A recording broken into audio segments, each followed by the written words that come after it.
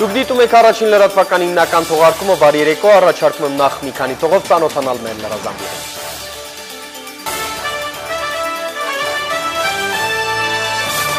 Լևոն Արոնյանը նվաճեց կայծակնային շախմատի աշխարհի չեմպիոնի տիտղոսը, առջևում շախմատի համաշխարհային գահի համար պայքարն է։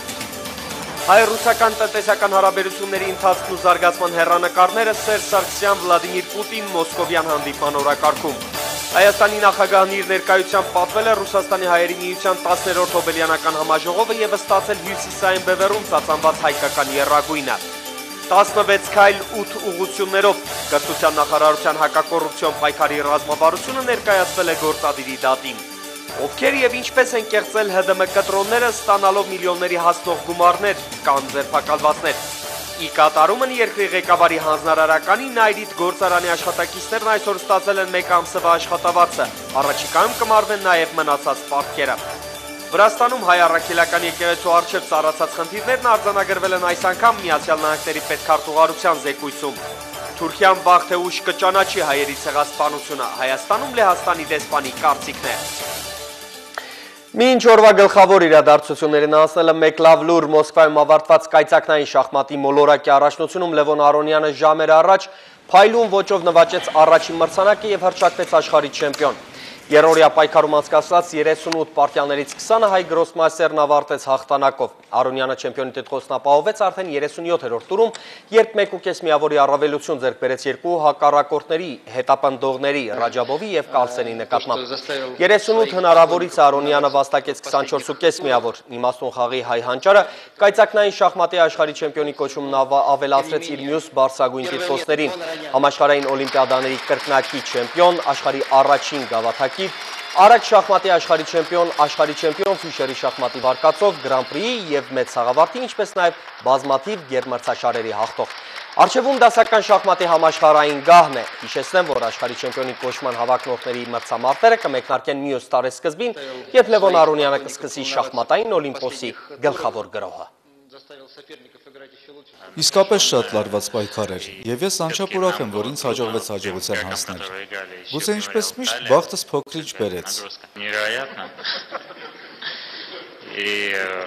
Ցանկանում եմ մեծ շնորհակալություն հայտնել իմ երկրպագուներին ինձ համար ցավալու և կազմակերպիչներին այս տոնը բոլորիս պարգևելու համար։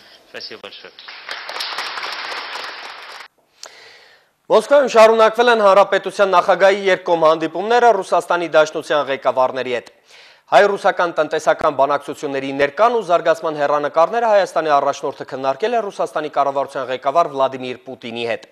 Սերժ Սարգսյանը ևս մեկ անգամ նշել է Ռուսաստանի եղել և մնում է Հայաստանի հիմնական առևտրատնտեսական գործընկերը և այս տարի Ռուսաստանի հետ Հայաստանի ապրանքաշրջանառությունն աճել է 12%-ով։ Նախագահը խոսել է նաև մեր տնտեսության մեջ ռուսական ներդրումների մասին։ Վլադիմիր Պուտինը ջերմորեն ողջունելով մեր երկրի ղեկավարին վստահեցրել է, որ Ռուսաստանը պատրաստ է ապահովել ևս աշխատանքային կարգով համաձայնեցնելով բոլոր հարցերը։ Հանդիպման մանրամասները տեսանյութում Մոսկվայից Արտակ Ալեքսանյանն է ներկայացնում։ Հայ-ռուսական երկկողմ տնտեսական հարաբերությունների զարգացման ընթացքն ու հեռանկարը քննարկել են Հայաստանի նախագահ Սերժ Սարգսյանն ու Ռուսաստանի վարչապետ Վլադիմիր Պուտինը։ Հարգելի Սերժ Ազատի, ջերմորեն ողջունում եմ ձեզ։ Գիտեմ, որ դուք այստեղ եք մասնակցելու հոբելյանական միջոցառումների։ Ուրախ եմ օգտվել այս առիթից խոսելու մեր հարաբերությունների զարգացման մասին, նախ եւ առաջ կապված տնտեսական ոլորտի հետ։ Շատ ուրախ եմ ձեզ տեսնել։ Շնորհակալություն Վլադիմիր Վլադիմիրովիչ։ Ես նույնպես շատ ուրախ եմ այս հանդիպման համար։ Կուզենայի մեկ անգամ ևս գոհունակությամբ արձանագրել, որ հայ-ռուսական ռազմավարական գործընկերությունը վստահորեն առաջ է գնում։ Նրանք արձանագրել են, որ այս տարի երկու երկրների միջև ապրանքաշրջանառությունը աճել է 12%-ով։ Ռուսական կապիտալի աշխուժացումը շարունակվում է նաև այս տարի։ Մեր երկարաժամկետ տնտեսական կապերի ապացույցն են այն նախագծերը, որոնք մենք այժմ համատեղ իրականացնում ենք։ Դա վերաբերում է Մեծամորի ԱԵԿ-ի նոր բլոկի շինարարությանը, մեր երկաթուղային տրանսպորտի արդիականացմանն ու ընդլայնմանը։ Կան մեծ և երկարաժամկետ ներդրումներ կապի ոլորտում։ Իրականում մենք շատ լավ զարգանում ենք։ Նախագահ Սարգսյանը նշել է, որ ցավոք այդ ամենի հետ մեկտեղ գյուղատնտեսության ոլորտում այս տարի անբարենպաստ եղանակի պատճառով, ինչպես և Ռուսաստանում անկում է արձանագրվել։ Եթե մեր արդյունաբերությունն աճում է մոտ 10%-ով, ապա գյուղատնտեսությունում ունենք 17-18%-անոց անկում։ Սակայն լիահույս ենք, որ Ռուսաստանի հետ համագործակցության արդյունքում մենք դուրս կգանք ճգնաժամից, քանի որ մեր հիմնական ձեռնարկությունները համատեղ են կամ ռուսական կապիտալով։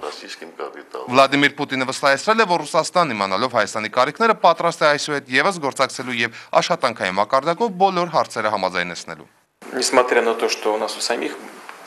серьезные сложности в этом году в сельском хозяйстве. Չնայած մեզ մոտ եւս այս տարի լուրջ դժվարություններ կան գյուղատնտեսությունում եւ դրանք կապված են եղանակային պայմանների հետ։ Այնուամենայնիվ մենք արձագանքեցինք մեր հայ բարեկամների խնդրանքին, ու այս տարի սեպտեմբերին ծորենից սերմացու ուղարկեցինք, որ ցանքը ժամանակին կատարվի եւ մյուս տարի լավ արդյունք ապահովվի։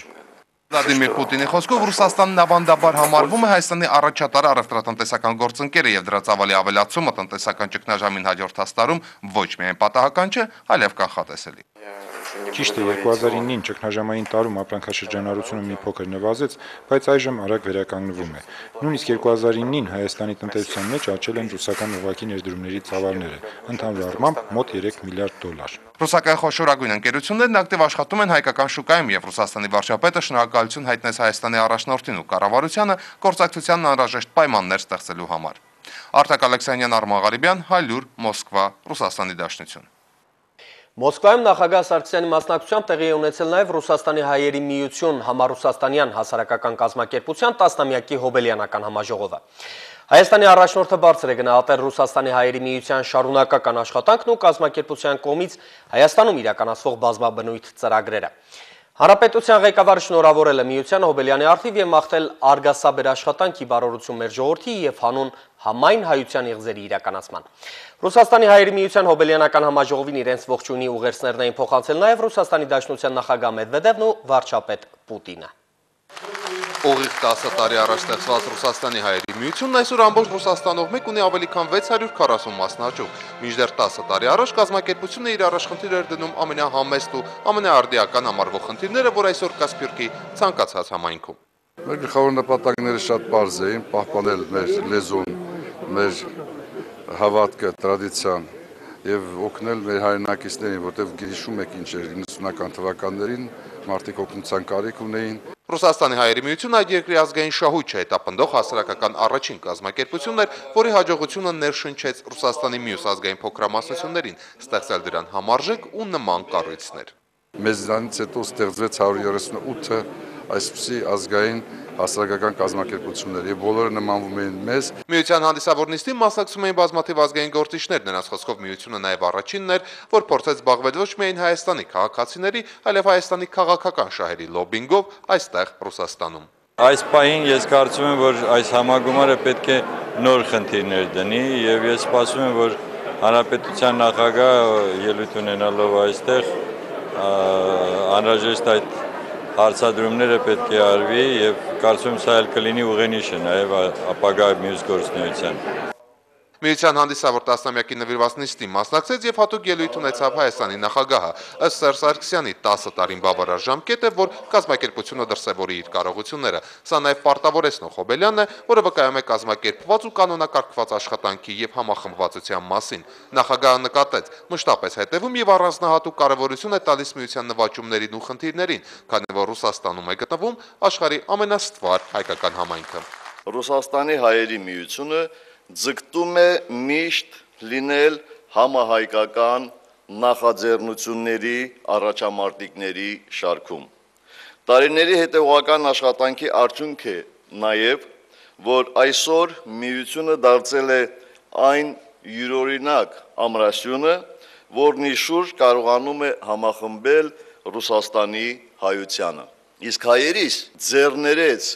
եւ շատ անհատական մարդկանց միավորել իսկապես շատ դժվար գործ է։ Նախագահի խոսքով դարեր շարունակ աշխարհի բոլոր ծայրերում յուրաքանչյուր հայ եղել է մեր ժողովրդի դեսպանը, նաև այն ժամանակ, երբ զուրկ էին պետականությունից։ Այսօր առավել քան երբևէ պարտավոր ենք ամուր ամրապնդել հայի բարի համբավը, ազնիվ ու ստեղծագործ աշխատանքով։ Դրա լավագույն ապացույցներից է Ռուսաստանի հայ համայնքը իր հարուստ պատմությամբ եւ հզոր մարդկային ներուժով։ Անուրանալի է մեր հայրենակիցների ներդրումը հայ-ռուսական համագործակցության ընդլայնման եւ հատկապես դրա տնտեսական բաղադրիչի զարգացման մեջ։ Պատահական չէ, որ Ռուսաստանը մեր ռազմավարական դաշնակիցն է եւ հուսալի գործընկերը։ Պատահական չէ նաեւ, որ Հայաստանում իրականացվող ներդրումային ծրագրերի ասպարեզում հենց Ռուսաստանն է զբաղեցնում առաջին տեղը։ Սա օրինակելի միջպետական հարաբերությունների դրսևորում է, որի զարգացմանը նաև նպաստում է այս երկրում ապրող հայ համայնքը։ Միությունն ըստ Իլյա Կլեբանովի հենց ի սկզբանե վայելել է երկու երկրների առաջնորդների աջակցությունը եւ այդ օժանդակությունն օգտագործել է ի նպաստ երկու երկրների ժողովուրդների բարեկեցության։ Առանց Ռուսաստանի հայերի միության գործունեության մեր հարաբերություններում շատ դրական տեղաշարժեր մենք կունենայինք ժամանակային առումով ավելի ուշ։ Այդ առիթով էլ մեծապես շնորհակալ եմ Արա Աբրահամյանին մեր երկու երկրների հարաբերությունների սերտացման գործում մեծ ներդրման համար։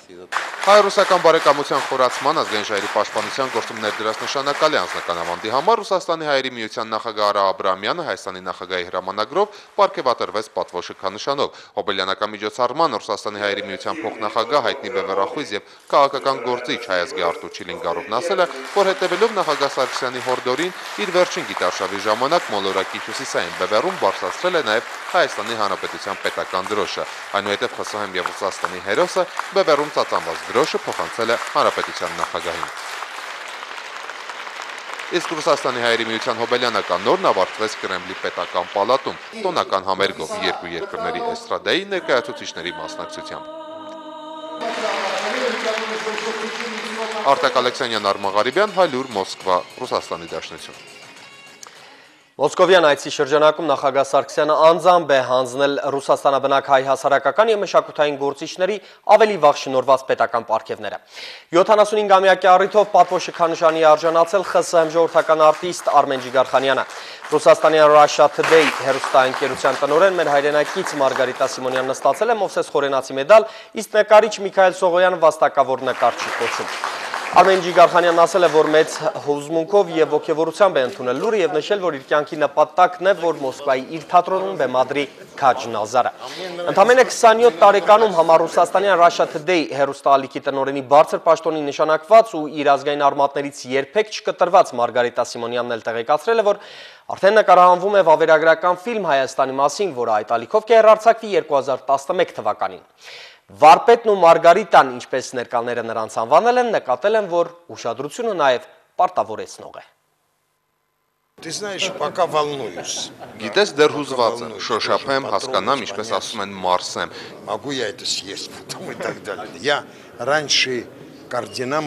Ես նախկինում շատ հանգիստ էի վերաբերում շքանշաններին։ Հիմա մտածում եմ, որ տալիս են, որովհետև ինչ-որ գործի ու կատարածի համար նկատել են։ Это, конечно, был для меня огромный сюрприз и Ինձ համար հսկայական անակնկալ էր եւ մեծ պատիվ, որ կփորձեմ արդարացնել։ Ես այն զգացումը, որ ապրեցի եւ հասկացա, որ ինձանով հպարտանում են, ինձ գիտեն եւ իմ ժողովուրդը, որի արյունակիցն եմ, այդքան բարձր է գնահատում իմ աշխատանքը, իհարկե պարտավորեցնում է։ Հուսով եմ, որ ակնկալիքները կարդարացնեմ։ Ценит то, что я делаю. Мне очень будет важно для меня это оправдать и не ударить грязь лицом. Պարգևատրման արարողության ավարտին նախագահ Սարգսյանն ամփոփել է Մոսկվա կատարած երրորդյա այցի արդյունքները։ Անդրադառնալով Ռուսաստանի հայերի միության հոբելյանական տարեդարձին, նախագահը նկատել է, որ Հայաստանի ղեկավարությունն այն կարծիքին է, որ ամեն օր պետք է աշխատել Սփյուռքի հետ, այն պետությունների հետ, որտեղ կա թեկուզ մեկ հայ։ Եվ հենց այդ համատեքստում նախագահը բարձր է գնահատել Սփյուռքի տարբեր գաղթօջախներում գործող մեր ազգային կառույցների աշխատանքը։ Խոսելով Ռուսաստանի նախագահի եւ վարչապետի հետ իր պաշտոնական հանդիպումների մասին, Սերժ Սարգսյանն ասել է, որ հանդիպումների ժամանակ բարձրացված բոլոր հարցերը ռուսական կողմից դրական արձագանք են ստացել։ Այս երկու օրվա ընթացքում հանդիպումներ եմ ունեցել Ռուսաստանի Դաշնության նախագահի հետ, վարչապետի հետ, քննարկել ենք մեր երկրի համար կարևոր նշանակություն ունեցող հարցեր։ Եվ ուզում եմ ձեզ տեղեկացնել, որ մեր կողմից դրված բոլոր հարցերը գտել են արձագանք, դրական արձագանք։ Վերադառնանք Երևան, նախարարները շարունակում են հաշվետվություններ ներկայացնել գերատեսչություններում հակակոռուպցիոն քայլերի արդյունավետության վերաբերյալ։ Կրթության եւ գիտության նախարարն այսօր գործադիրի դատին է ներկայացրել 16 քայլից բաղկացած ծրագիր, որը կնպաստի ոլորտում կաշառակերության եւ հովանավորչության կրճատմանը։ Նման հանձնարարություն կաբինետի